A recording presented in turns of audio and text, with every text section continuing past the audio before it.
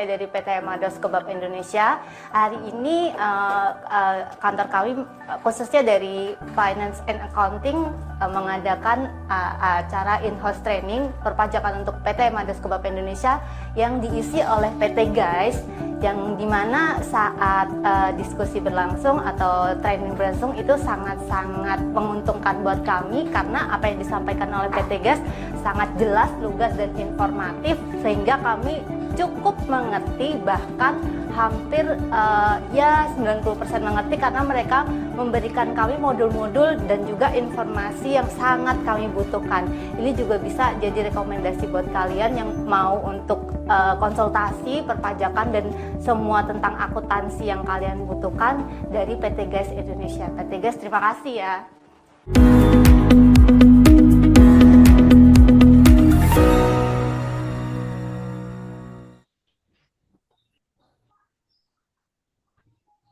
Baik, barusan kita simak video profil PT Guys Konsultan Indonesia. Secara singkat, saya akan menjelaskan PT Guys Konsultan Indonesia adalah lembaga yang berdedikasi untuk meningkatkan kompetensi para profesional pajak dan akuntan melalui program pelatihan dan sertifikasi yang komprehensif. Kami telah menjadi mitra terpercaya dalam mencetak ahli pajak dan akuntan yang kompeten dan terampil. Kami percaya bahwa investasi dalam pendidikan dan sertifikasi adalah langkah penting untuk menghadapi tantangan perpajakan yang semakin kompleks. Baik, di sini saya ingin memperkenalkan komisaris kami, Bapak Dr. Andes Haji Suripto, Sarjana Ekonomi, Magister Akuntansi, Certified Self Reporting Specialist, dan juga Direktur Utama kami, Bapak Sofyan Helmi Purba, Sarjana Ekonomi, Magister Akuntansi, Certified Financial Risk Specialist. Beliau-beliau ini memiliki reputasi yang sangat baik di industri ini dan telah memimpin PT Guys Konsultan Indonesia dengan visi dan dedikasi. Beliau telah berperan penting dalam pengembangan berbagai program pendidikan dan pelatihan yang telah banyak membantu para profesional pajak dan akuntan untuk mencapai keunggulan. Hari ini kami juga beruntung dapat menghadirkan Bapak Alexander Rafael Asibuan, Sarjana Sosial, Magister Akuntansi, Badan Kepegawaian dan Pengembangan Sumber Daya Manusia. Beliau seorang ahli dalam bidang perpajakan dan praktisi berpengalaman dalam konsultan tenaga kerjaan dan perpajakan Rafael Suharli dan rekan. Beliau akan membahas secara mendalam mengenai sertifikasi brevet AB dan CTT pada hari ini, serta memberikan panduan praktis tentang bagaimana sertifikasi ini dapat mendukung kemajuan karir Bapak dan Ibu semua. Kami sangat berharap Bapak dan Ibu dapat memanfaatkan kesempatan ini sebaik-baiknya untuk memperdalam pengetahuan dan memperluas jaringan profesional.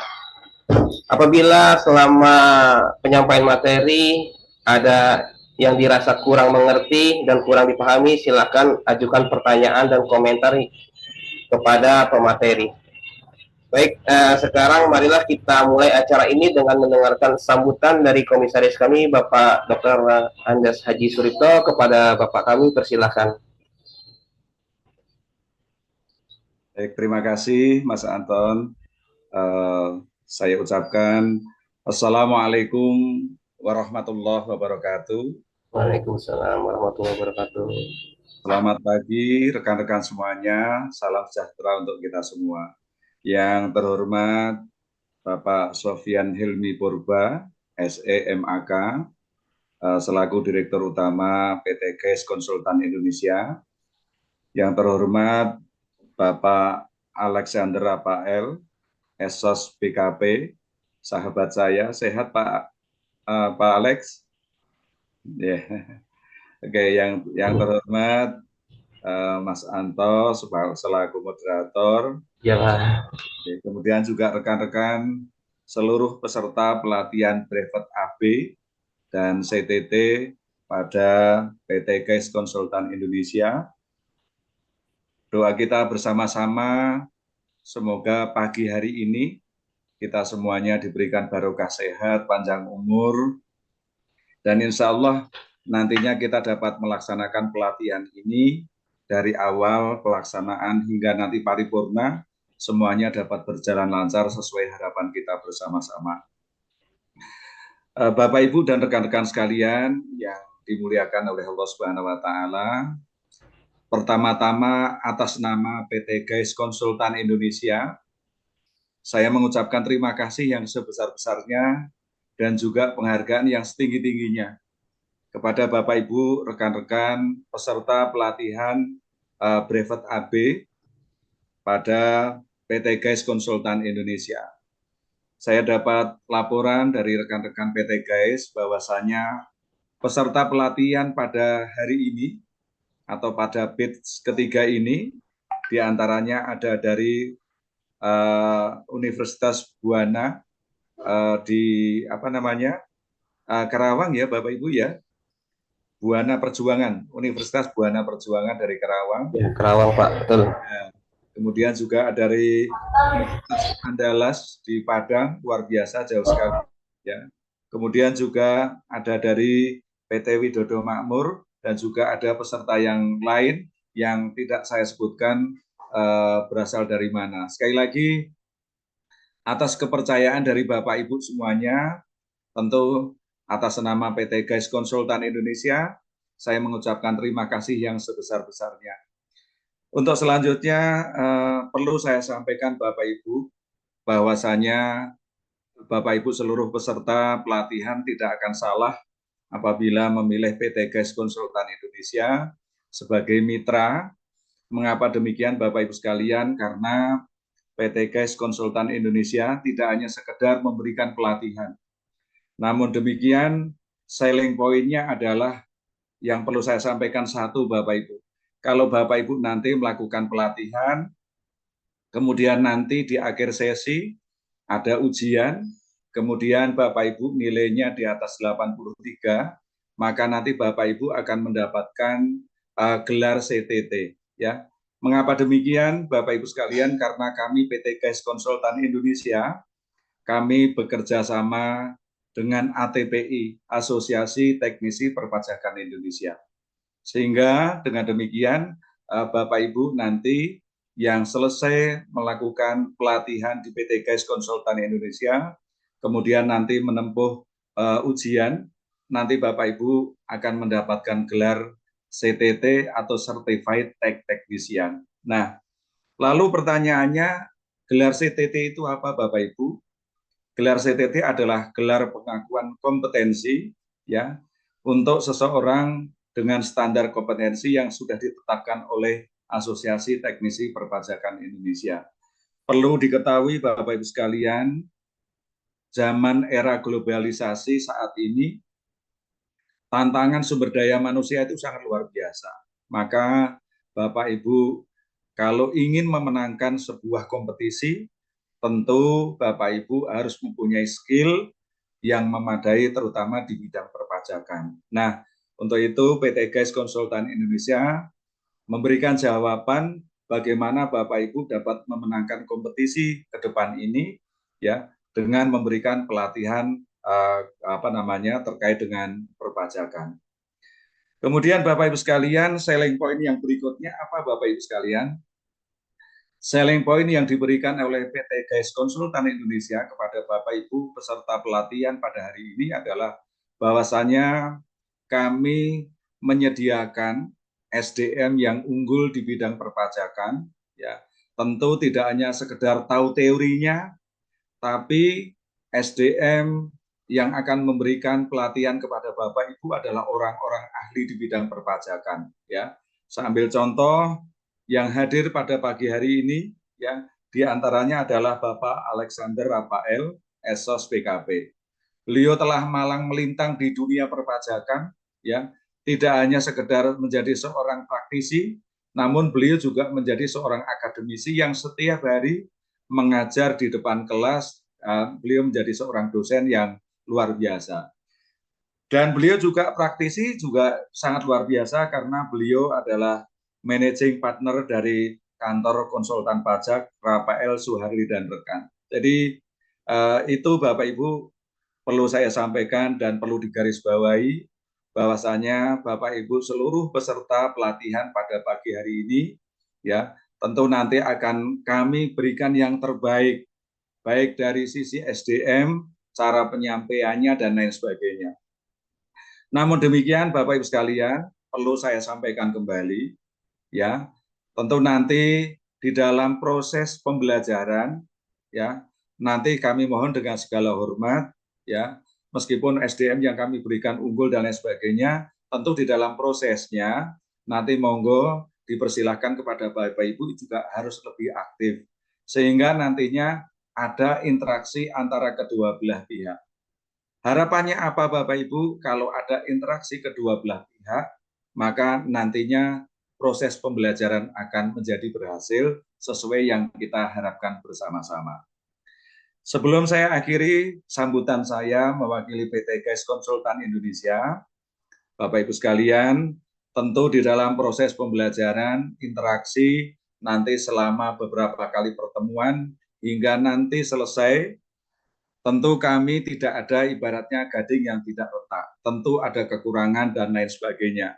Kami mohon dengan segala hormat kepada Bapak Ibu seluruh peserta pelatihan, ya, apabila ditemukan hal-hal yang kurang dari PT GAIS Konsultan Indonesia, baik dalam penyampaian materi, mungkin dalam pemaparan dan diskusi dan lain sebagainya, ataupun pelayanan-pelayanan kami terdapat berbagai macam kekurangan, tentu kami mohon dengan segala hormat.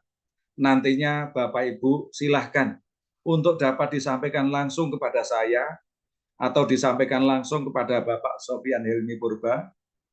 Tentunya nanti akan kami lakukan evaluasi, kami lakukan pembenahan, sehingga sekali lagi harapan kami dapat menyuguhkan, dapat memberikan yang terbaik untuk Bapak Ibu sekalian.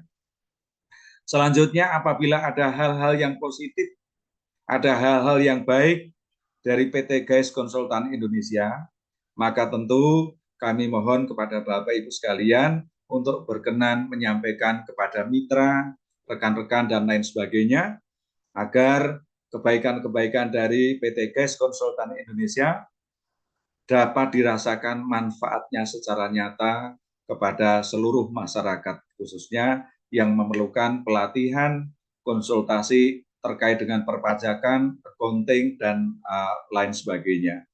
Mungkin saya kira itu yang dapat saya sampaikan. Untuk selanjutnya, saya ucapkan selamat mengikuti pelatihan brevet AB, dan mudah-mudahan nanti Bapak Ibu semuanya diberikan barokah sehat, panjang umur, dapat mengikuti pelatihan ini dari awal pelaksanaan hingga nanti paripurna, dan nanti ketika melakukan tes, ya, mudah-mudahan ujiannya juga diberikan nilai yang terbaik, sehingga Bapak Ibu sekalian menjadi seorang yang profesional di bidang perpajakan, sehingga berhak menyandang gelar CTT. Saya kira demikian. Sekali lagi saya ucapkan terima kasih. Mohon maaf atas segala kekurangan tadi yang saya sampaikan. Kami akhiri. Bila taufik wal hidayah. Assalamualaikum warahmatullahi wabarakatuh. Waalaikumsalam warahmatullahi wabarakatuh. Terima kasih Bapak Dr. Andes Haji Suipto atas sambutannya.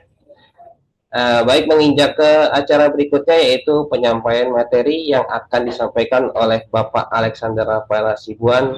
Namun perlu kami informasikan kembali bahwa materi ini bersifat diskusi, di mana kami tidak memisahkan sesi tanya jawab, melainkan apabila Bapak dan Ibu merasa ada yang kurang paham atau tidak dimengerti, maka Bapak Ibu dipersilahkan langsung memberikan pertanyaan kepada pemateri dengan cara interupsi, dan pastikan mikrofon, kamera dalam posisi on.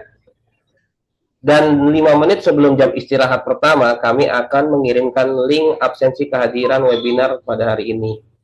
Baik, untuk mempersingkat waktu, kepada Bapak Alexander Rafael Hasibuan, kami persilahkan penyampaiannya. Terima kasih.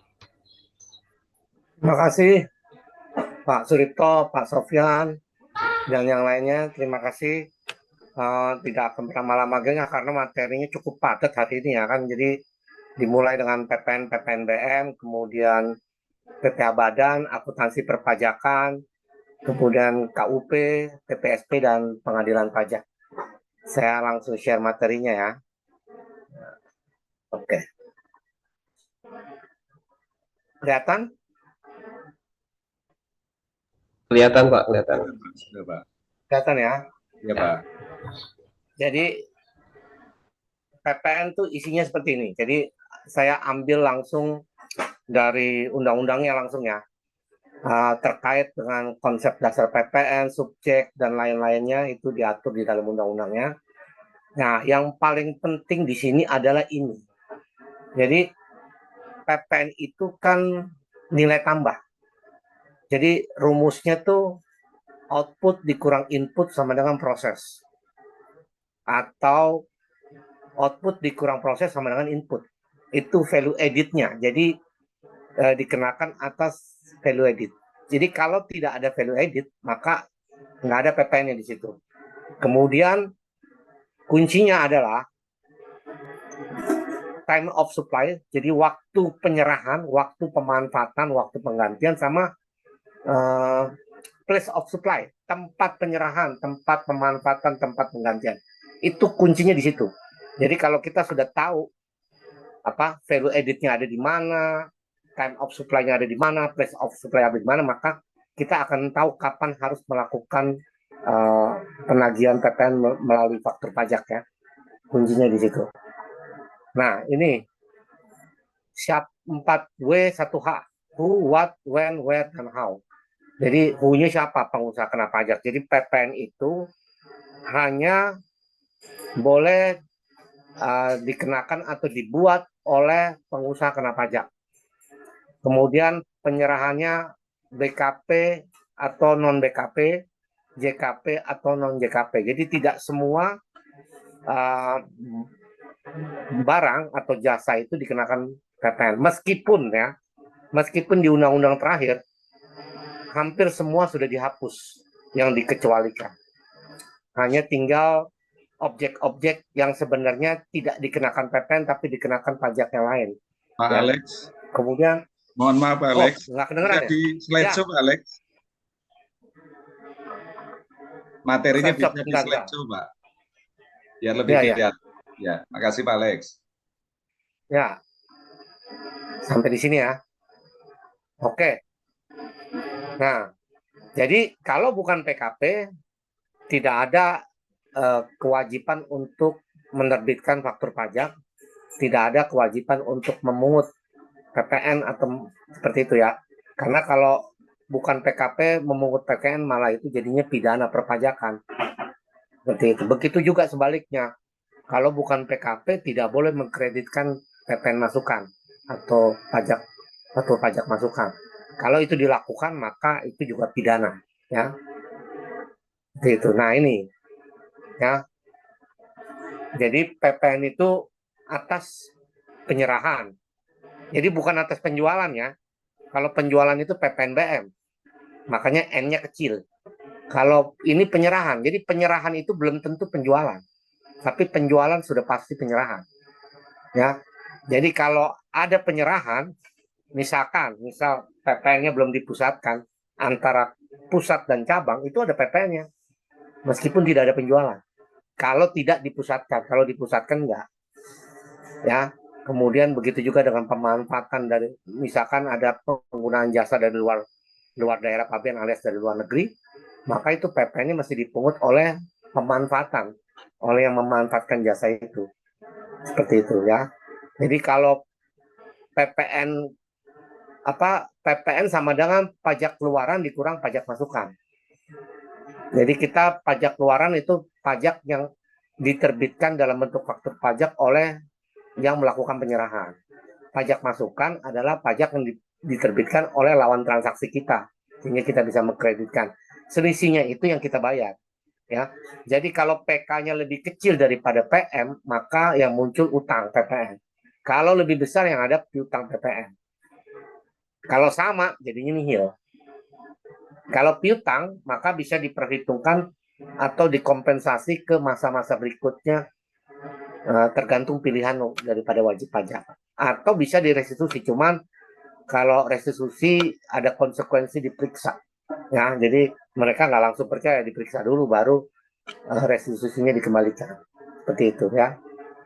Nah, terkait pembukuan, karena suka tidak suka, karena PPN itu diterbitkan oleh pengusaha kena pajak, dan pengusaha kena pajak itu bisa wajib pajak badan, bisa wajib pajak orang pribadi, tetapi sudah pasti omsetnya di atas 4,8 M. Artinya kalau omset sudah di atas 4,8 M, khusus untuk WPOP itu udah ada dua konsekuensi, itu pembukuan plus PKP. Kalau badan meskipun omset di bawah 4,8 tetap pembukuan, tapi tidak wajib PKP. Begitu di atas 4,8 maka dia harus PKP. Nah, laporan keuangan kan isinya sampai saat ini, ya, saya nggak tahu, tapi saya dengar isunya akan berubah nih. Sampai saat ini dokumen yang dibutuhkan oleh pajak dalam rangka pelaporan pajak terkait laporan keuangan hanya ini. Kalau melihat ini, harta, kewajiban, modal, penghasilan, biaya pembelian, berarti hanya laporan posisi keuangan dalam kurung neraca itu dan laporan laba rugi. Kedepannya, padahal kalau Anda background-nya akuntansi, yang namanya laporan keuangan itu ada 5, bukan ada 2. Ya, laporan posisi keuangan, laba rugi, perubahan ekuitas, arus kas, dan CLK. Isunya saya dengar, nanti ke depannya, menunggu juga Cortex sistemnya jadi, itu laporan keuangan yang harus disubmit ke pajak itu 5 nantinya, bukan cuma 2. Artinya, pekerjaan pajak dan akuntansi di masa akan datang akan makin banyak. Ya, isunya begitu. Bahkan saya dengar akan pakai model XBRL seperti yang dilakukan oleh perusahaan-perusahaan TBK pada saat ini. Cuman Nah, sementara ini masih yang ini, masih laba rugi sama neraca lah, ya. Nah, ini kan siklus akuntansi. Saya kira kalau Anda background akuntansi, Anda tahu. Karena PPN itu tidak akan muncul kalau nggak ada transaksi ini. Karena nanti mereka akan lakukan ekualisasi, ya. Seperti itu.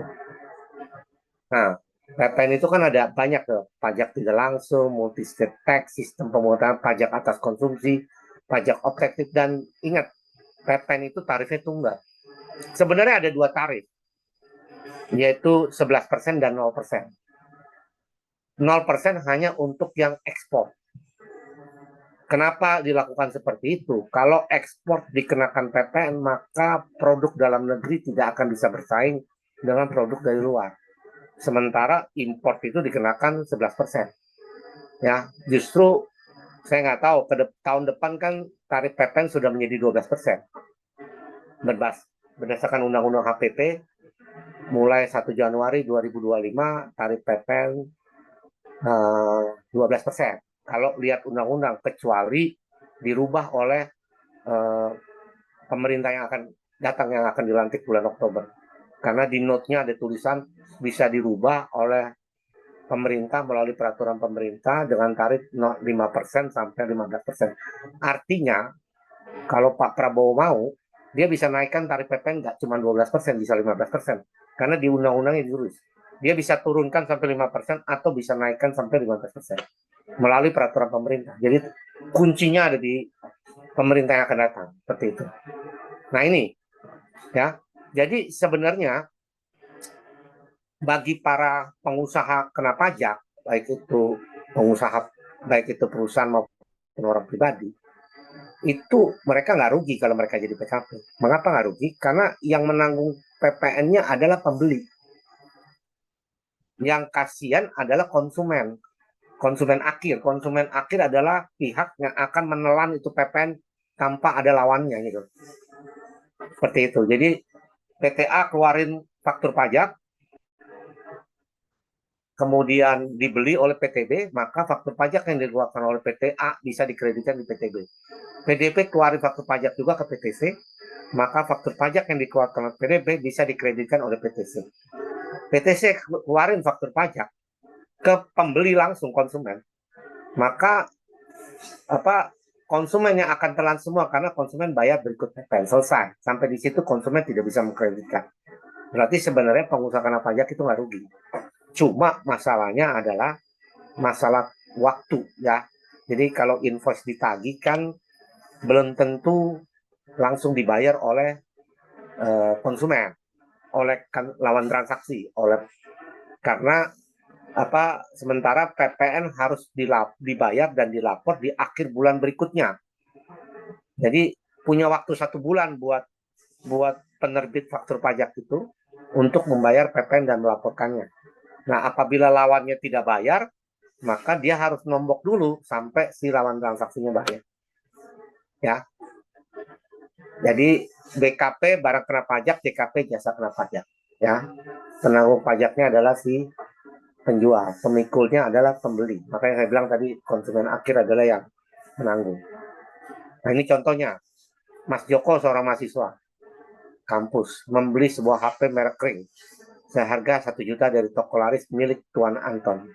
Seorang WP yang sudah dikukuhkan sebagai Mas Joko harus membayar PPN 11%. Siapa yang pikul? Ya Mas Joko. Siapa yang nyetor? Ke kas negara? Ya PT apa itu tadi? Toko laris. Seperti itu. Ya, yang mikul ya Mas Joko karena dia bayar include PPN. Termasuk yang dijual di e-commerce ya. Jadi kalau Anda beli barang di e-commerce bukan berarti nggak ada PPN. PPN-nya udah ada tapi include ya. Jadi mereka pakai metode include di dalamnya. Jadi kalau mau tahu DPP-nya tinggal di breakdown dulu. Seperti itu. Jadi nggak ada yang bebas PPN mau jual lewat e-commerce, mau lewat jual toko, sepanjang PKP ya. Kalau nggak PKP ya nggak. Nah ini yang tadi saya bilang. Maka yang menanggung beban pajak adalah konsumen. Kalau Anda lihat untuk pabrikan keluarin 110 ya, kemudian distributor jual 132, dia dapat masukan 110 dari pabrikan tadi, berarti PPN yang dibayar oleh distributor hanya 22.000. Kemudian distributor jual ke pedagang 132.000, pedagang jual ke konsumen 165.000, berarti PPN yang dibayar 165.000 dikurang 132.000, 33.000. Kemudian 165.000 ditelan semua oleh konsumen tanpa ada pengkreditan masukan sama sekali. Kenapa? Karena konsumen bukan pengusaha kena pajak. Konsumen adalah hanya mengkonsumsi saja tanpa ada pengkreditan. Jadi dia bukan pengusaha. Nah, jadi sebenarnya pengusaha yang dari atas tadi, pabrikan, distributor, pedagang tidak mengalami kerugian apapun. Kerugiannya masalah tadi yang saya bilang. Masalah waktu. Nah, itu sebenarnya bisa dituangkan dalam kontrak supaya jatuh tempo pembayaran invoice adalah 1 bulan sehingga si penerbit faktur pajak tidak perlu nombok atas PPN yang tadi 110, 22.000 dan 33.000 ya. Nah, contoh jika Anda sebagai pedagang sesuai slide di atas, jurnal pembeliannya dari distributor, jurnal penjualannya. Nah, ini dia nih. Jadi jurnal-jurnal ini penting ya, karena mengapa saya katakan begitu? Karena pemeriksa pajak kalau melakukan pemeriksaan itu basis pemeriksaan utamanya adalah GL. GL itu kan implementasi dari daripada jurnal-jurnal tadi. Nanti dibuat latihan aja di rumah. Ya, bagaimana jurnalnya. Ya. Nanti dari situ bisa kelihatan tuh mana yang seharusnya terutang PPN, mana yang tidak. Nanti orang pajak akan lihat di GL-nya itu kebaca sama dia. Udah pasti dia akan lihat GL di omset ya. Karena tadi saya bilang penyerahan belum tentu penjualan, tapi penjualan sudah pasti penyerahan. Jadi omset sudah pasti 100% objek PPN kalau dia PKP. Sudah pasti 100%. Nah, ini contoh. Ini contoh kenapa muncul value added ya. Karena namanya pengusaha. Kalau dia beli barang, nggak mungkin jualnya sama dengan harga barangnya. Pasti di situ ada margin ya tambahkan. Margin itu mungkin dari bunga sewa, dari gaji, dari laba,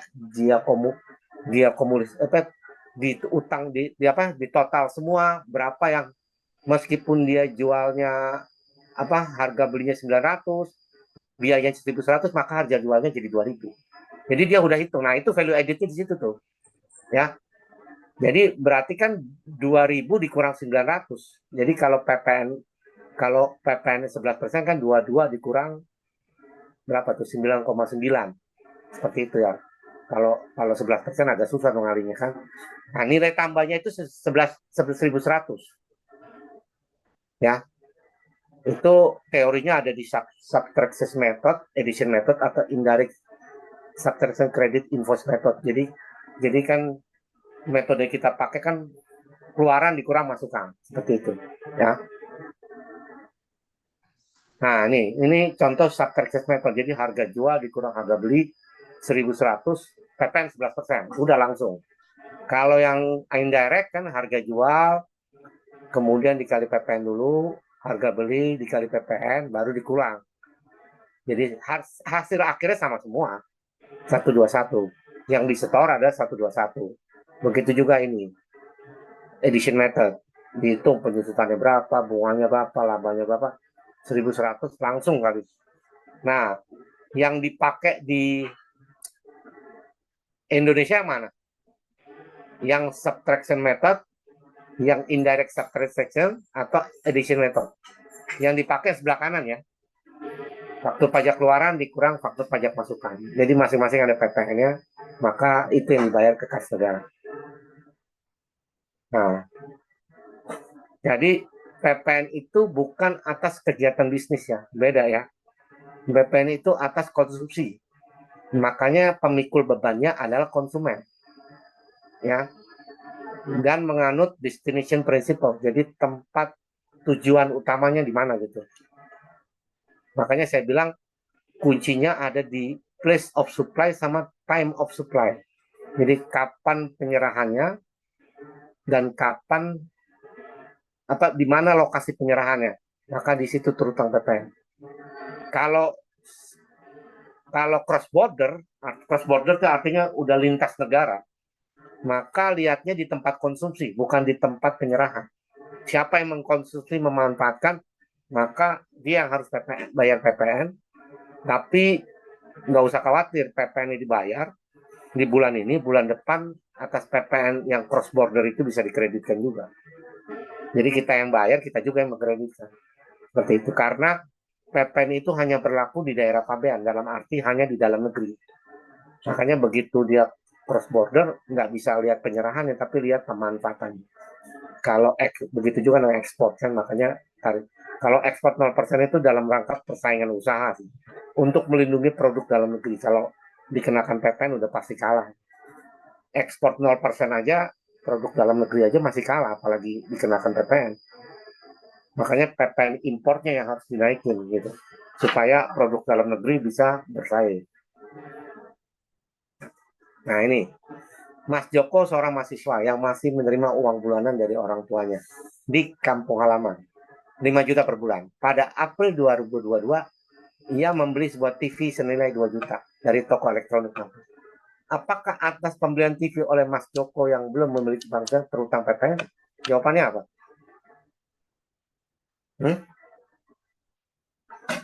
Halo, ada yang bisa jawab nggak? Yang nomor 1. Mana tuh? Bagaimana dari para peserta? Apakah ada yang bisa menjawabnya? Ada yang bisa jawab nggak? Nomor 1. Izin jawab, Pak. Ya. Kalau menurut saya, ya Mas Joko tetap terutang PPN, Pak, karena Mas Joko merupakan konsumen akhir dari ini, dan Mas Joko bukan merupakan PKP, sehingga Mas Joko ini sebagai konsumen akhir yang harus jadi harga TV yang 5 juta harga TV yang 2 juta itu sudah termasuk utang PPN-nya, Pak. Oke. Entar dulu. Harga 2 juta sudah termasuk PPN. Iya, Pak.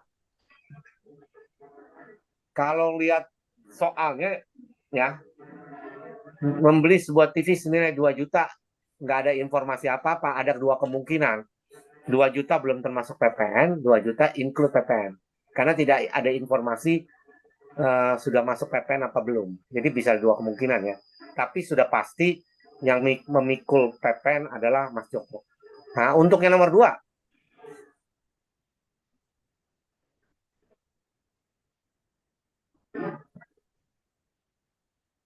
Terutang PPN kah?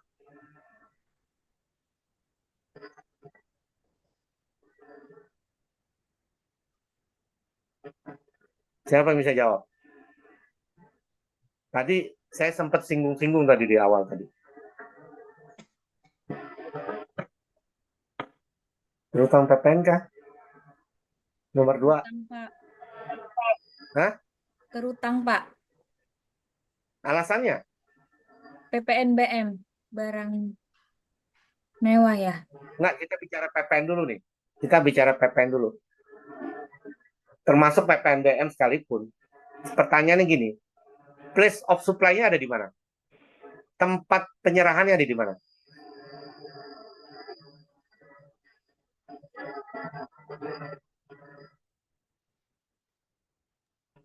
Di Jepang, Place Pak. of supply-nya ada di mana? Di luar negeri, Pak. Nah, pertanyaan saya tadi, PPN itu berlaku hanya, Untuk barang tadi kan impor. saya bilang, Di daerah pabean, PPN Pak. itu hanya berlaku di daerah pabean, artinya di dalam negeri. Sementara ini place of supply-nya ada di Jepang, jadi yang berlaku peraturan yang ada di sana. Saya nggak tahu PPN-nya seperti apa. Yang pasti tidak terutang PPN Indonesia, karena place of supply-nya ada di luar daerah pabean. Ya, nah ini yang sering dipakai oleh pengusaha sebagai bagian dari tax avoidance. Ya, jadi ini yang kedua nggak terutang PPN ya, karena place of supply-nya ada di Jepang sana. Oke, saya lanjut ya. Nah, ini apa? Tarif PPN. Jadi ada barang kena pajak, ada jasa kena pajak, ada barang kena pajak tidak berwujud, ada apa? Jasa kena pajak. Nah, pertanyaannya gini, tahu nggak BKP tidak berwujud itu apa? Jangan sampai kita ngomong BKP tidak berwujud, nggak tahu tuh itu apa gitu. Barangnya seperti apa gitu. Sorry. Tahu nggak BKP tidak berwujud itu apa?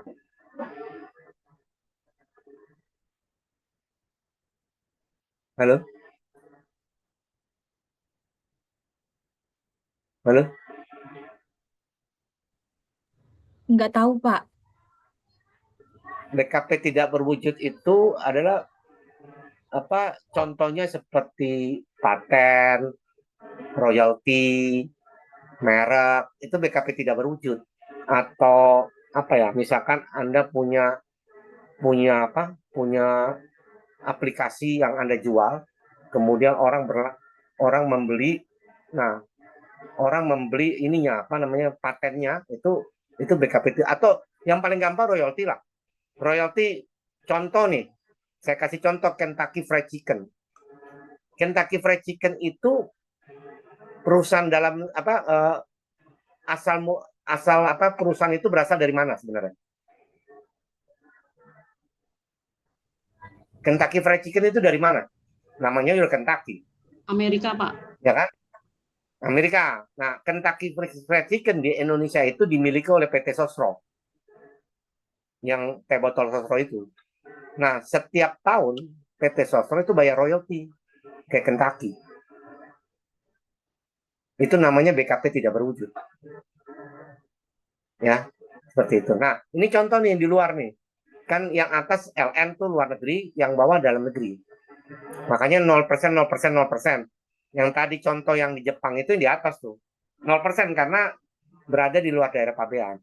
Tapi begitu Anda memanfaatkan jasa, kalau barang kelihatan, kalau barang langsung kenanya impor. Kalau barang ya. Kalau jasa kan nggak kelihatan. Misalkan ada kasus hukum, kita pakai lawyer dari Australia. Nah, pada waktu lawyer Australia itu nagih invoice, maka kita harus membayar PPN-nya. Dalam hal ini pemanfaatan jasa kena pajak dari luar daerah pabean ke dalam daerah pabean. Bayar 11% itu, bulan ini kita bayar, bulan depan kita krediti. Ini contoh yang dari luar daerah pabean ke dalam daerah pabean. Ya. Ini pajak teori ininya saya lewatin ya, nanti tinggal baca. Nah, ini contoh lagi nih. Jadi kita banyak kasus nih. Mr. Abbas ya, membeli sebuah TV seharga 2 juta dengan menggunakan uang pinjaman dari bank Karman. Apakah Mas Abbas harus bayar PPN? Ya. Jawabannya? Iya, Pak. Ya, Iya, Pak. jawabannya? Ya, harus PPN. Betul. Jadi, kalau melihat contoh ini, PPN itu tidak peduli yang mengkonsumsi punya penghasilan atau tidak. Sepanjang itu dikonsumsi, maka Anda harus bayar PPN. Jadi, misalkan contoh nih, Presiden Jokowi beli TV nih, dia bayar PPN. Kemudian tukang pengemis di depan rumahnya dia beli TV juga harus bayar PPN. Jadi nggak peduli dia punya penghasilan, beda dengan PPH ya. Namanya juga pajak penghasilan. Jadi kalau tidak ada penghasilan maka tidak ada yang bayar. Kalau PPN tidak melihat itu, dia melihat dikonsumsi atau tidak. Nah nomor 2, tukang becak nih, penghasilan juga membeli TV seharga 2 juta. Sementara Tuan Ahok seorang pengusaha persewaan becak juga membeli TV. Keduanya sama-sama harus membayar. Siapa yang lebih besar dalam memikul beban PPN? Sama sebenarnya. Cuma karena si Joko itu tukang becak, kesannya dia berat jadinya. Tapi PPN tidak melihat itu. Makanya sering disebut PPN adalah pajak yang tidak adil sebenarnya. Beda dengan PPH, makin besar penghasilan makin gede, makin kecil makin tidak ada malah. Kalau ini enggak, ya PPN. Makanya karena ini tidak adil muncul yang namanya PPNBM tuh. PPNBM pasti orang yang mampu. Sudah pasti nggak mungkin. Namanya juga barang mewah. Nggak mungkin Tuan Joko seorang tukang becak beli Ferrari. Itu nggak mungkin. PPNBM itu adil. Ya, beda sama PPN. Kita lanjut. Nah, ini tarifnya. Nah, tadi saya bilang kan, 1 Januari 2025 akan naik 12%. Apakah ini bisa berubah? Itu ada tulisan di bawah. Tarif pajak dapat diubah menjadi paling rendah 5% dan paling tinggi 15%, yang perubahan tarifnya diatur melalui peraturan pemerintah setelah disampaikan oleh pemerintah kepada DPR untuk dibahas dan disepakati dalam penyusunan RAPBN. Artinya, Pak Prabowo dan Mas Gibran itu punya wewenang tuh nanti. Apa dia mau turunkan jadi 5% atau bahkan dia naikkan jadi 15%. Atau tetap 12%. Lewat peraturan pemerintah tentu melalui DPR. Toh DPR-nya dikuasai oleh mereka juga. Jadi nggak ada masalah sebenarnya. Nah ini kan yang sekarang lagi ribut nih. Tarif PPN naik 12%. Padahal itu sudah ada dari Undang-Undang HPP. Undang-Undang HPP itu udah berlaku dari April 2022. Jadi udah berlaku 2 tahun sebenarnya. Undang-Undang HPP itu. Yang di atas tuh 1 April 2022 udah berlaku dari situ. Cuman kenapa baru isunya keluar belakangan ini seakan digoreng, padahal udah ada di undang-undang, bahkan ada catatan di bawah ini ya. Jadi cuma kalau denger pidato kampanye Pak Prabowo kan dia mau naikin tax ratio 30%, sementara hari ini 10%, berarti 3 kali lipat bekerja lebih keras daripada. Dan kalau dia mau kejar itu rasanya sulit kalau kebijakannya sama seperti sekarang ini. Salah satu jalan yaitu naikin jadi 15%, bukan 12%. Kalau memang itu yang mau dikejar ya, tax ratio. Kita lihat nanti aja apakah itu akan terjadi. Yang pasti 12% iya, tergantung akan dirubah apa enggak. Nah, sebentar ini. Nah, ini tata cara. PPN itu cara ngitungnya gampang sekali sebenarnya. DPP kali tarif. Jadi yang harus bisa diketahui adalah DPP-nya, dasar pengenaan pajaknya. Kalau dasar pengenaan pajaknya sudah diketahui, maka tarif PPN-nya gampang. Ya, contoh yang di bawah tuh. PKP ABC menjual tunai BKP dengan maksudnya barang kena pajaknya 25 juta. Maka PPN-nya adalah 11% kali 25 juta. Nah, 2750 itu merupakan pajak keluaran yang dipungut oleh PKP ABC. Ya, tapi yang bayar nanti yang beli. Berarti nanti jualnya adalah 25 juta plus PPN 2750. Berarti harga jualnya totalnya berarti 27750. Harga barangnya jadinya begitu. Nanti konsumennya si pembeli entah itu PKP juga atau konsumen akhir itu membayar 27750. Jadi sudah ada PPN itu. Ya. Jadi tarif kali DPP, DPP-nya udah ketahuan tuh 25 juta.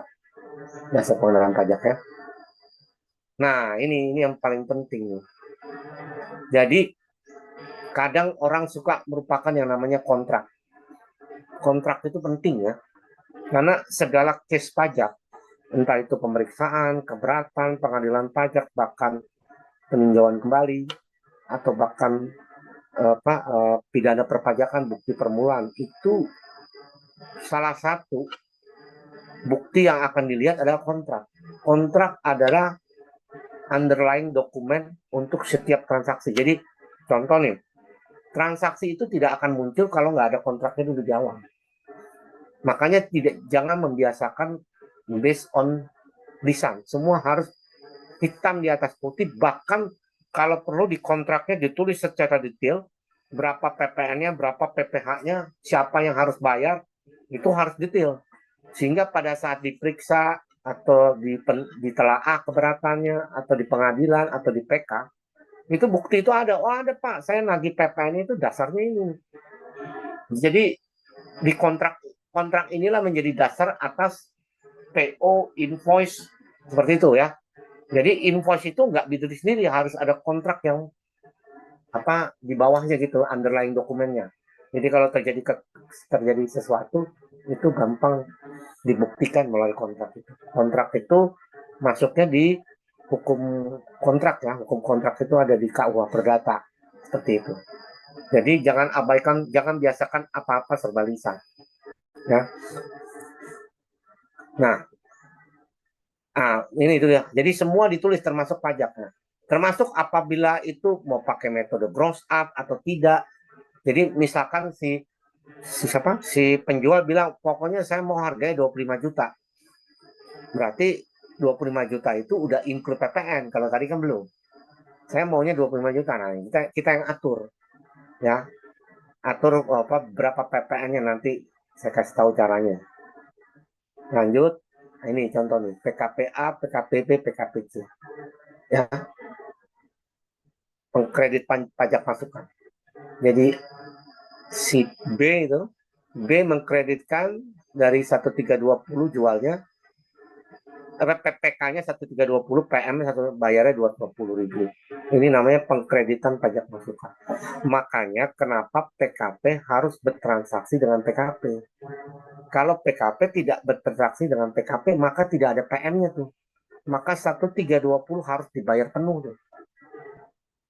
Sebaliknya, non-PKP bertransaksi dengan non-PKP supaya tidak muncul isu PPN-nya. Jangan silang PKP dengan non-PKP, non-PKP dengan PKP. Hancur itu semua. Yang non-PKP rugi, yang PKP rugi. Seperti itu. Ya. Karena apa yang dibayar itu bisa dikreditkan kalau kita PKP. Ya. Sampai di sini paham ya? Ini juga. Ini bisa terjadi. Misalkan Anda jualannya ke instansi pemerintah. Jadi instansi pemerintah ataupun BUMN ataupun anak BUMN yang ditunjuk sebagai wajib pungut. Jadi istilahnya ada yang dikenal dengan nama WAPU. Jadi kalau yang ini, yang wajib menyetorkan PPN adalah yang melakukan penyerahan. Dalam hal ini PTB, PKPB. Ya. Kalau ini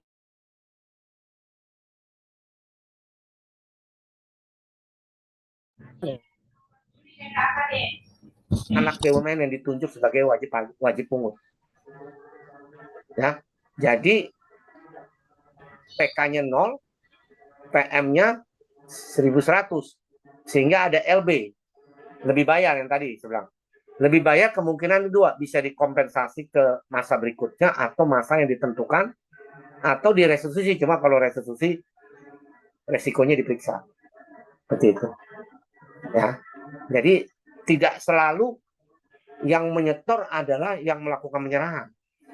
Tergantung Anda melakukan transaksi dengan siapa.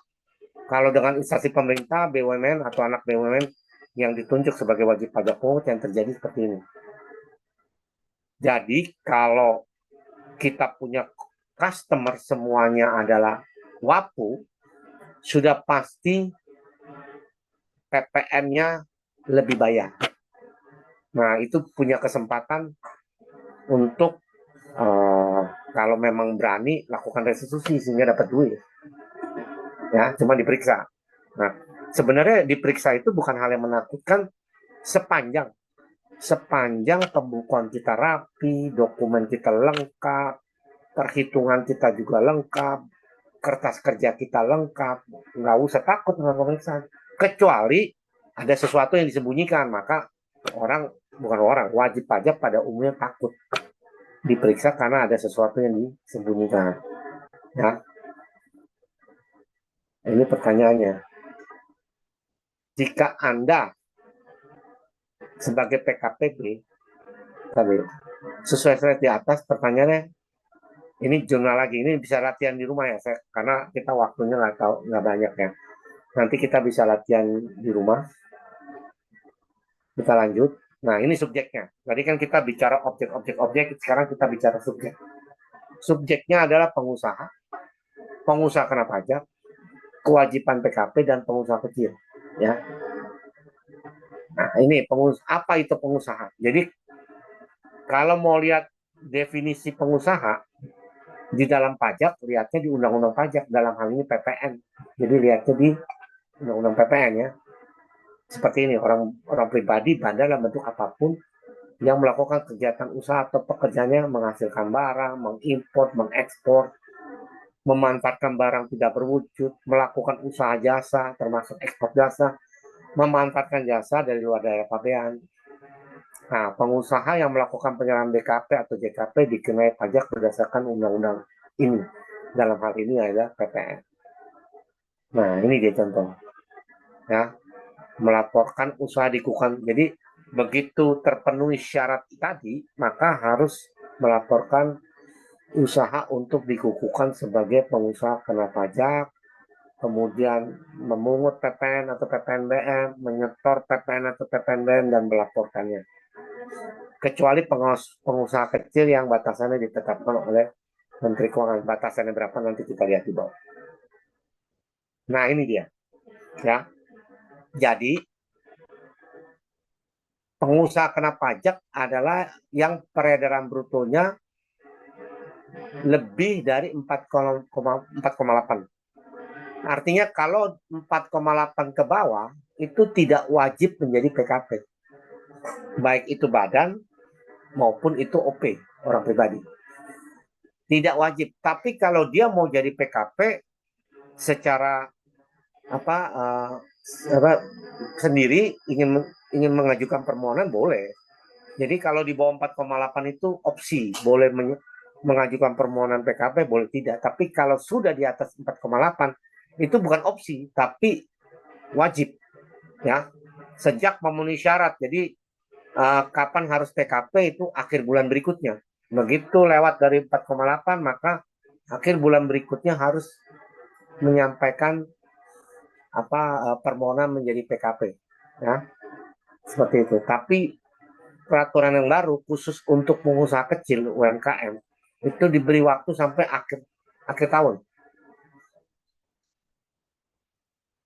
Sampai akhir tahun. Khusus untuk yang UMKM yang tadinya di bawah 4,8 naik menjadi lebih dari 4,8. Itu ada aturan barunya ya. Seperti itu. Jadi ingat ya, nah pertanyaannya banyak yang WP kecil, yang pengusaha kecil ini, dia bertransaksi dengan PKP. Yang tadi saya bilang, PKP harus bertransaksi sama PKP.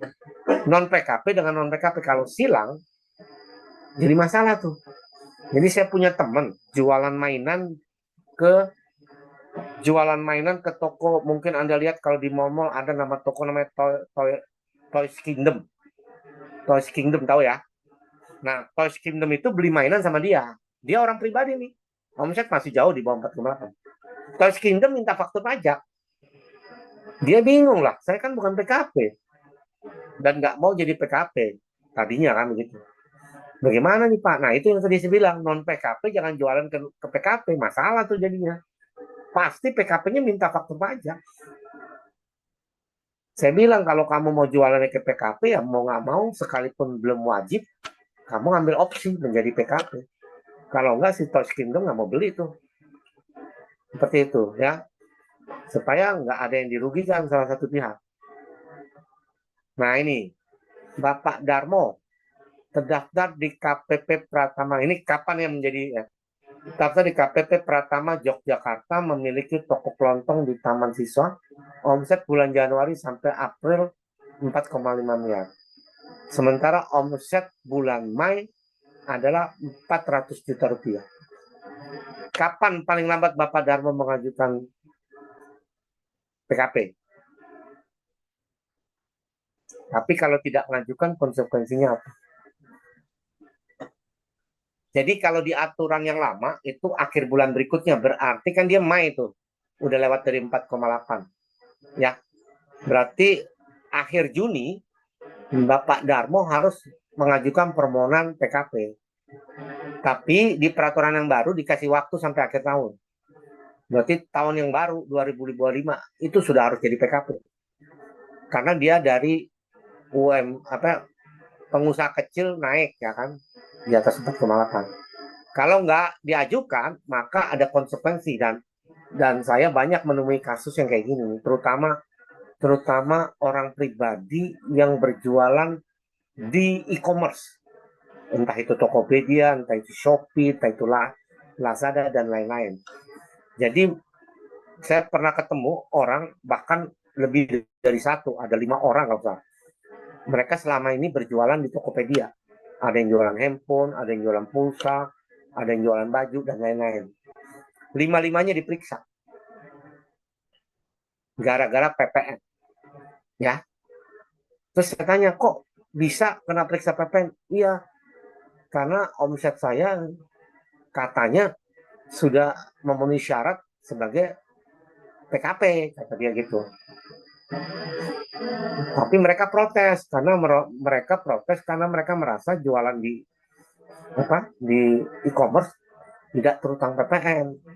Padahal bukan lihat si penjual, tapi lihat BKP atau JKP-nya itu. Jadi jangan terkurung dengan yang dijual itu barang kena pajak apa tidak. Jadi begitu Anda lewat dari 4,8, maka semua barang kena pajak atau jasa kena pajak itu kena PPN, kecuali yang dikecualikan menurut Undang-Undang PPN. Dan kalau nanti kita lihat Undang-Undang PPN, yang dikecualikan itu hanya yang merupakan objek pajak daerah, yaitu seperti restoran, hotel, itu dikecualikan dari PPN karena dia udah kena pajak daerah. Dalam hal ini PPJT, ya, pajak barang jasa tertentu. Restoran, hotel itu udah namanya PPJT sekarang. Karena dia di situ dia nggak kena PPN, kecuali itu yang lain kena. Apapun barang yang dijual. Nah, mereka kena pabrik satu. Bahkan mundur 3 tahun karena PKP-nya PKP jabatan jadinya.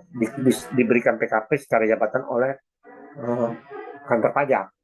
Karena 3 tahun mundur ke belakang, karena lewat 4,8-nya udah sejak 3 tahun sebelumnya, sehingga mereka harus bayar itu. Dan nggak cuma bayar PPN, tapi bayar sanksinya juga. Alias dendanya ya. Nah, ini objek PPN. Ya. Nah, jadi saya bilang kan, PPN itu bukan atas penjualan, tapi atas penyerahan, atas impor, atas pemanfaatan, atas ekspor. Ada 3 tuh, penyerahan, impor, pemanfaatan, ekspor. 4 jadinya. Ada 4. Penyerahan, impor, pemanfaatan, ekspor. Yang ada tarif 11%-nya itu penyerahan, impor, dan pemanfaatan. Sementara ekspor tarifnya 0%. Tapi secara administrasi tetap ya, hanya bedanya khusus impor sama ekspor tidak perlu menerbitkan faktur pajak. Mereka pakai dokumennya bea cukai. Kalau impor pakai PIB, kalau ekspor pakai PEB, ya, pemberitahuan impor barang sama pemberitahuan ekspor barang, ya, seperti itu. Jadi ingat, bukan penjualan, tapi penyerahan, pemanfaatan, impor, dan ekspor. Itu objeknya. Jadi belum tentu penyerahan itu penjualan, tapi penjualan sudah pasti penyerahan. Begitu juga belum tentu pembelian itu pemanfaatan, tapi pemanfaatan sudah pasti pembelian, ya. Seperti itu. Nah, penyerahan barang kena pajak di dalam daerah pabean.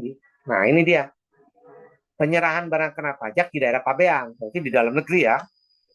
Begitu lintas negara, kenanya jadi ekspor 0%.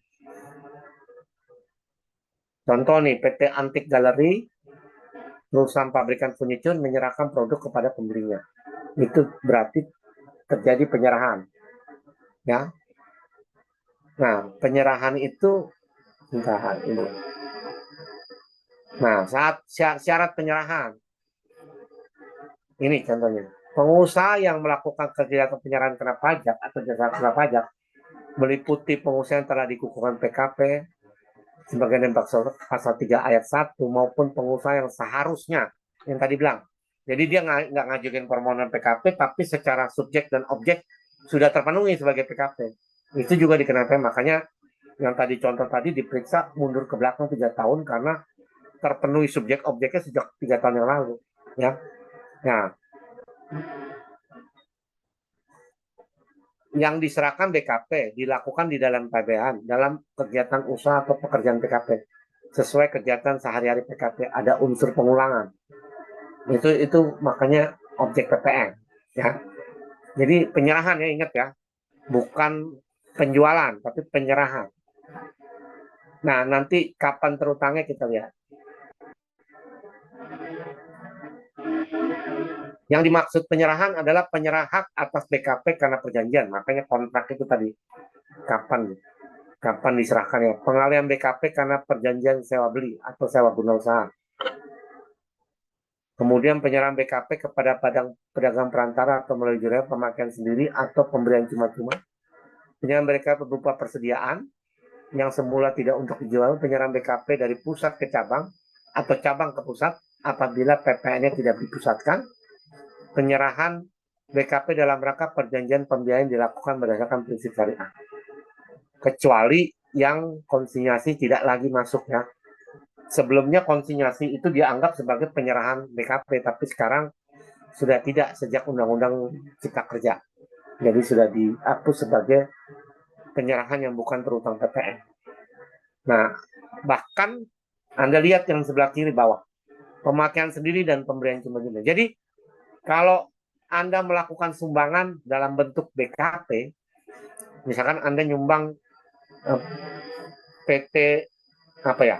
PT Johnson & Johnson Indonesia menyumbang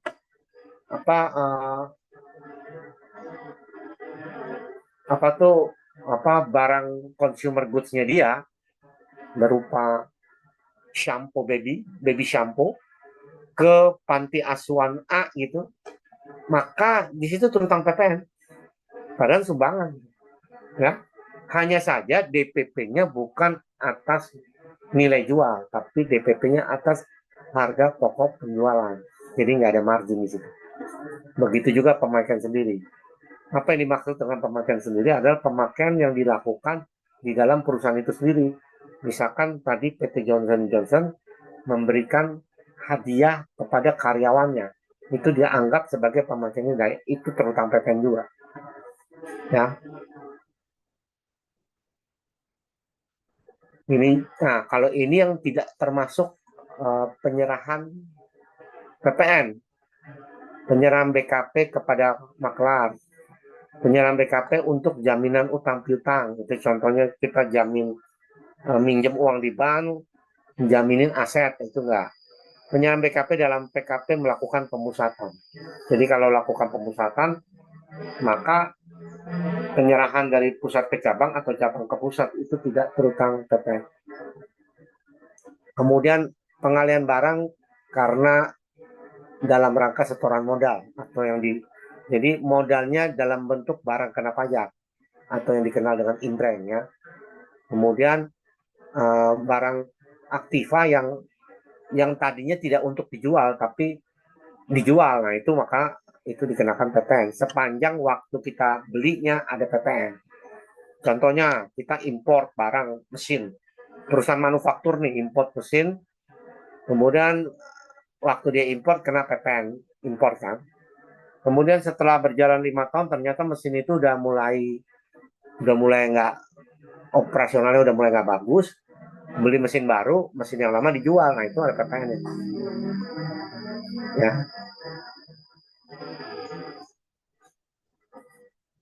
Nah ini impor. Kalau impor yang aktif bukan DJP ya, yang aktif bea cukai. Pajak itu numpang aja, numpang melalui dokumennya si bea cukai, PIB, pemberitahuan impor barang. Jadi dia numpang PPN impor, numpang PPN BM kalau itu barang mewah, dan numpang PPH pasal 22 impor. Numpang dia oleh semua mekanismenya yang atur bea cukai, bukan DJP. Karena di situ ada biaya masuk juga. Jadi kalau kita impor barang dari luar ke dalam negeri sudah pasti kena PPN impor. Kenapa harus itu dilakukan? Untuk melindungi produk dalam negeri. Kalau nggak dilakukan itu, pakai impor aja produk dalam negeri masih kalah, apalagi nggak ada tarif impor gitu. Ya. Ingat ya, dilakukan oleh pengusaha kena pajak. Jadi kalau bukan PKP nggak boleh tuh lakukan menerbitkan faktur pajak ya. PT Animasi Metaverse, jasa animasi virtual melakukan penyalahgunaan jasa animasi kepada pelanggannya di dalam negeri. Jadi objeknya penyerahan PKP di dalam daerah pabean. Ya. Nah ini kebalik nih, ini pemanfaatan nih. Tadi dia bilang PT Coca-Cola Indonesia menggunakan merek Coca-Cola punyanya Amerika sana, maka dia harus bayar royalti tiap tahun atas penggunaan merek Coca-Cola itu. Maka itu namanya pemanfaatan BKP tidak berwujud ya. Nah ini lebih gampang lagi, jasa kena pajak pakai konsultan dari luar seperti ini Garuda nih, menggunakan jasa konsultan dari perusahaan konsultan Jerman, maka atas invoice-nya dikenakan PPN ya, karena pemanfaatan dari luar daerah pabean ke dalam, sepanjang itu di dalam daerah pabean maka kena PPN. Pasalnya ada di atas ya, pasal 1 ayat pasal 4 ayat 1 huruf E. Pokoknya yang namanya PPN lihatnya di pasal 4 aja. Baik itu penyerahan, import, pemanfaatan maupun ekspor. Sama ini juga, cuman bedanya dia tetap kena PPN, cuma tarifnya 0%. Mekanisme administrasinya tetap, cuma ini lewat pemberitahuan ekspor barang, jadi numpang lagi kepada bea cukai ya. Sama ini juga, ekspor barang ini juga tidak kena PPN tapi tarifnya 0%.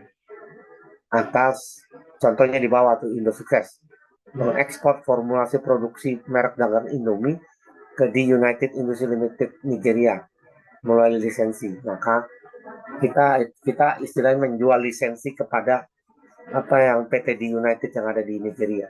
Nah itu kena ekspor barang, kena BKP tidak berwujud. No. Nah ini jasa ya. Dia perusahaan arsitektur mengekspor jasa arsitek pembangunan high rise apartemen di Maroko, nah itu ekspor 0%. Tetap kena PPN ya. Ini bukan berarti nggak kena PPN. Kena PPN cuma tarifnya. Karena tarif PPN cuma ada 2, 11 dan 0. 0 hanya untuk ekspor. Sementara untuk penyerahan, import, dan pemanfaatan kenanya 11%. Nah ini cara menentukan begini. Apakah merupakan BKP atau JKP? Kalau iya, lihat di pasal 4A. Dia masuk dikenakan PPN apa tidak. Kemudian apakah dia masuk penyerahan apa tidak. Lihat di pasal 1A. Kemudian apakah penyerahan BKP tersebut terjadi di dalam daerah pabean. Kalau di luar pabean, maka kalau itu ekspor ya tetap kena, cuma 0%. Tapi kalau yang kasus kayak tadi tuh dilakukannya di Jepang, maka tidak. Apa ini berkaitan dengan kegiatan usaha? lihat di pasal 16D itu. Kemudian baru di situ kita bisa tahu dikenai PPN atau tidak. Jadi cara mendeteksinya seperti ini ya. Nah ini yang tadi saya bilang. Jadi Anda lihat tuh di peraturan itu, di non BKP dihapus. Kemudian yang JKP dihapus semua. Jadi yang masih tersisa itu hanya barang-barang yang merupakan objek pajak daerah seperti hotel, restoran, kemudian yang dibawa emas, cadangan devisa negara, surat berharga itu nggak kena. Yang sebelah kanan jasa keagamaan, jasa pendidikan, sama jasa kesenian dan hiburan. Ya, itu yang tidak dikenai jasa yang disediakan oleh pemerintah dalam rangka menjalankan pemerintahan secara umum. Jasa tempat parkir itu objek pajak daerah, jasa kesenian dan hiburan pajak daerah, jasa pegawai catering juga pajak daerah. Sementara keagamaan dan pendidikan, nah Anda lihat tuh, mana itu tadi? Bentar. Anda lihat tuh. Berarti kalau lihat begini, beras kena PPN nggak? Saya tanya. Halo? Beras kena PPN nggak? Kalau ngelihat yang sebelah kiri, non BKP. Nggak ada loh di sini. Beras tidak ditulis. Beras, daging, ikan, terus kebutuhan-kebutuhan pokok lainnya yang sebelum undang-undang HPP merupakan non barang kena pajak, sekarang menjadi barang kena pajak. Sebelumnya di undang-undang non kena pajak, sekarang kena pajak. Barang sebelumnya non BKP menjadi BKP. Pertanyaan saya, beras kena PPN apa tidak? Nah, ada yang bisa menjawab? Silakan. Saya mau jawab. Seharusnya bukan BKP, Beras Pak. kena PPN nggak sesuai dengan undang-undang yang baru ya? Nggak kena PPN, Pak. Alasannya? Dia termasuk yang di makanan yang disajikan di hotel, restoran, rumah makan. Oh enggak, ini ceritanya beras langsung nih, nggak lewat restoran ya. Jadi ada orang jual beras gitu, atau distributor beras lah, jual beras. Jadi nggak lewat restoran. Ini kena PPN apa tidak? Pertanyaan saya. Berdasarkan undang-undang yang terakhir. Karena di sini tidak ada kata beras yang semula ada menjadi dihapus tuh. Itu dihapus itu salah satunya beras. Berarti kenapa? Berarti kena PPN. Ingat ya, kebutuhan pokok sekarang kena PPN. Tapi dibebaskan. Nanti kenapa dibebas? Jadi tadinya bukan objek, makanya dibilang non BKP, non JKP. Jadi bukan barang kena pajak. Sekarang barang kena pajak, tetapi dibebaskan. Kalau dibebaskan berarti 0% berarti, ya kan? Artinya apa? Artinya si pengusaha beras tadi, dia tetap melakukan secara administrasi penagihan PPN, hanya dibebaskan. Jadi administrasinya tetap jalan, dia tetap harus lapor PPN, tetap lapor. Kalau dulu karena non BKP, artinya nggak perlu jadi PKP. Kalau sekarang dia wajib jadi PKP karena sudah menjadi BKP, sekalipun itu dibebaskan. Terkait dibebaskan nanti di berikutnya ya. Karena PPN itu ada yang dibebaskan, ada yang ditanggung, ya, ditanggung pemerintah.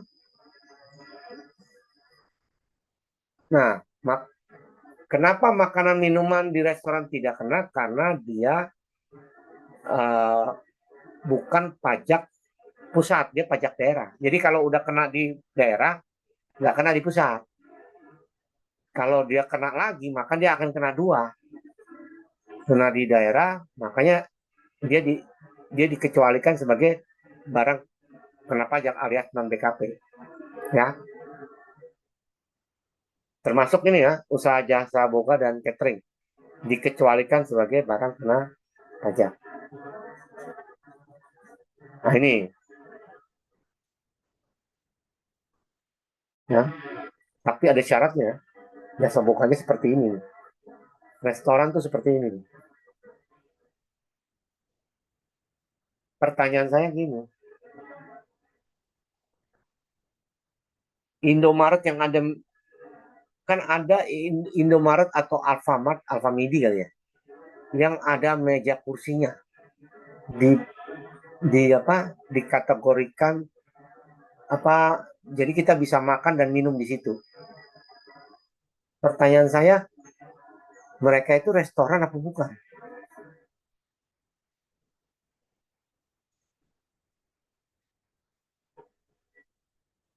Halo? Izin menjawab, Pak. Bukan, Pak. Karena kan itu termasuk supermarket, untuk berbelanja mereka hanya seperti menyediakan tempat duduk saja, Pak. Mejanya ada nggak? Kadang ada mejanya, kadang ada yang tidak juga, Pak. Jadi kalau Anda lihat di sini kan, di sini fasilitasnya meja, kursi, dan atau peralatan makan dan minum, baik yang dikonsumsi di tempat atau tidak. Nah, mereka itu mungkin meja kursi nggak ada ya, tapi peralatan nggak ada kan? Peralatan dalam arti ada sendok, ada garpu, ada apa macam-macam lah kalau yang biasa disediakan oleh restoran itu nggak ada kan? Nah itu tergantung sih sebenarnya tergantung. Jadi dulu pernah kasus, mungkin kalian masih ingat 7-Eleven ya. 7-Eleven itu sempat jadi perdebatan antara PPN dan tadi pajak restoran. Karena 7-Eleven itu memenuhi syarat restoran tuh. Ada kursi, ada peralatan makan meskipun apa sendok dan garpunya plastik, tapi itu masuk kategori peralatan makan. Itu sempat jadi perdebatan tuh. Ini ranahnya pajak daerah apa pusat? Seperti itu. Nah, kalau begitu lihat izinnya. Izinnya apa? Kalau izinnya supermarket selesai udah. Berarti bukan restoran, sehingga barang yang dijual oleh dia semuanya BKP. Gitu. Tapi kalau izinnya restoran, maka barang yang dijual sama dia bukan BKP. Jadi lihat izinnya juga ya. Karena itu terkait ke klasifikasi lapangan usaha atau KLBI. Klasifikasi lapangan usaha ya. KLU maksudnya, klasifikasi lapangan usaha. Kalau di NIB sekarang KLBI namanya. Ya. Jadi lihat izinnya dulu, izinnya apa? Kalau izinnya restoran ya berarti dia masuk di pajak daerah ya. Nah ini yang baru saya bilang. Jadi dia toko swalayan. Jadi pertanyaannya gini nih. Kan sekarang banyak nih ya. Bukan banyak. Ya kayak semacam outlet kopi yang tempat duduknya nggak ada. Anda take away semua itu. Itu masuk restoran apa bukan? Nggak ada tempat duduk tuh take away. Semua take away. Nggak ada tempat duduk apalagi meja. Nah, balik lagi izinnya apa?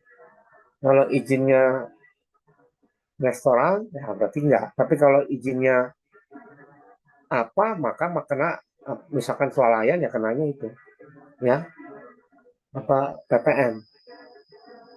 Termasuk ini nih contohnya, pabrik makanan, minuman, tempat penunggu. Kalau kita mau naik pesawat ada lounge tuh, itu masuk kategori dikenai PPN. Ya. Nah ini contohnya.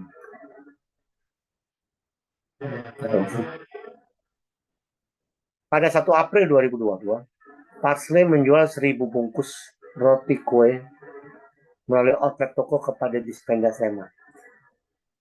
Parsley selain memiliki beberapa toko yang tidak menyediakan tempat makan, juga memiliki beberapa outlet yang menyediakan tempat makan kue bagi pembeli. pada 1 April 2022, Joko Donat menjual 300 kue kepada pelanggan baik yang dikonsumsi di tempat maupun di luar. Pertanyaannya, adakah objek PPN dari kasus 3 itu? Kasus 1, 2, dan 3. Mana yang kena PPN, mana yang kena pajak daerah? Dalam hari ini PBJT, pajak barang jasa tertentu, di dalamnya ada restoran, hotel, dan lain-lain. Mana yang nomor 1 apa?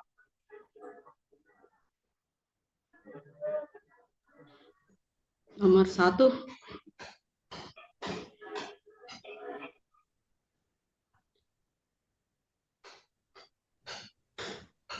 BKP, Pak. Alasannya? Dia bukan tidak menyediakan tempat makan. Dia enggak. Nomor 1 BKP. Hanya saja PPN-nya yang bayar bukan dia, tapi Dispenda Sleman karena dia pemerintah. Yang Iya. tadi saya bilang wajib pungut. Jadi dia menerbitkan faktur pajak, tapi yang bayar PPN seharusnya kan dia yang bayar PPN, tapi karena bertransaksi dengan pemerintah, dalam hal ini pemerintah daerah, maka yang pungut PPN adalah Dispenda Sleman. Maka Parsley minta bukti bayarnya ke Dispenda Sleman, sehingga apabila suatu saat diteliti atau diperiksa pajak, ada bukti bahwa lawan transaksinya sudah bayar PPN. Yang nomor 2,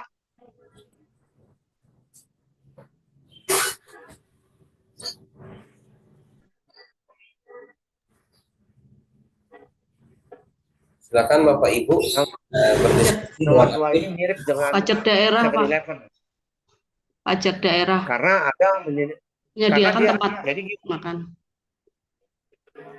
Nah, ini nih. Dia kan menyediakan tempat makan, tapi juga ada yang menyediakan, ada yang tidak ya. Benar kan? Kan proses penyerahannya ada di mana nih? Jadi berarti kan kalau dia punya 10 toko, ternyata 5 tidak menyediakan seperti nomor 1, dan 5 menyediakan, maka yang 5 PPN, yang 5 pajak daerah tuh. Seperti itu. Tergantung izin dia, karena waktu kita buka cabang itu kan kita harus punya NPWP cabang juga. Nah, NPWP cabang itu klasifikasi lapangan usahanya apa? Gitu. Atau KLBI-nya, NIB-nya apa? Ya. Berarti bisa satu nomor usaha 3 apa? itu KLU-nya bisa lebih dari 1 ya, Pak? Bisa. Makanya kalau yang kasus 2 itu terbelah tuh. Ada yang PPN, ada yang pajak daerah. Bisa, sangat bisa. Bisa lebih satu, tapi sepanjang waktu kita mengajukan informasinya benar ya kepada kantor pajak atau dispendanya, supaya treatment pajaknya nggak salah gitu. Kan pilihannya cuma 2, mau dikenakan di daerah apa dikenakan, meskipun sekarang tarifnya beda ya, yang di daerah 10%, yang pusat 11%. Kalau dulu kan sama 10-10, makanya sehingga banyak orang pikir bahwa makan di restoran itu kena PPN, padahal enggak. Itu pajak restoran. Sekarang tarifnya beda, 11 dan 10.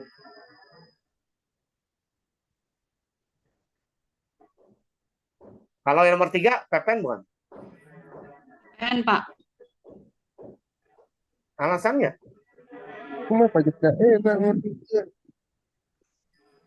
Dia Alasannya apa? menjual langsung ke Kan konsumen. tadi waktu slide sebelumnya kan baik dikonsumsi maupun dibawa pulang. Slide sebelumnya tuh.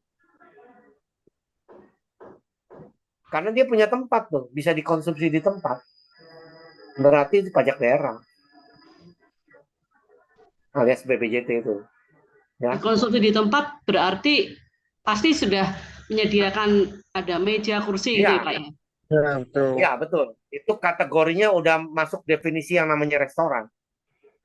Kan kalau restoran nggak harus dikonsumsi di tempat, boleh kan, take away juga boleh. Tadi kan di slide sebelumnya, baik dikonsumsi maupun dibawa pulang, sepanjang itu terpenuhi syarat tempat tadi, tempat, peralatan, dan sebagainya itu, maka dia masuknya pajak daerah. Jadi nomor 1 itu PPN, nomor 2 terbelah antara nomor 1 dengan nomor 3, sementara nomor 3 pure pajak daerah. Ya kan? Seperti itu. Paham ya?